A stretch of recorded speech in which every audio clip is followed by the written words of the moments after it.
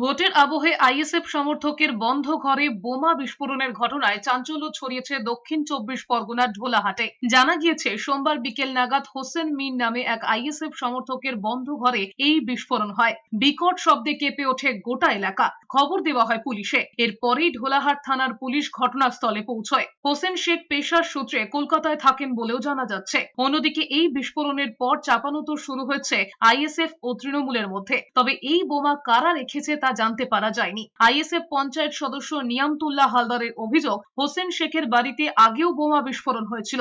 শাসক দল ভয় পেয়ে গিয়েছে, তাই ফাঁসানোর জন্য বাইরে থেকে বোমা রেখে গিয়েছে। পাল্টা তৃণমূলের দাবি, আইএসএফ বাড়িতে বোমা মজুত করেছিল নির্বাচনে কাজে লাগাবে বলে।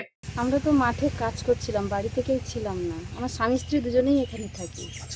আমার শ্বশুর শাশুড়ি 2021 সাল থেকে, আমার দেওয়ার সবাই এখানে কলকাতায় থাকে। সবাই জেরা টেরা করছে ভয়ে। আমার স্বামী ওই মাঠ থেকেই চলে গেছে। আমি একাই এসেছিলাম, এসে দেখে আমিও চলে গেছি।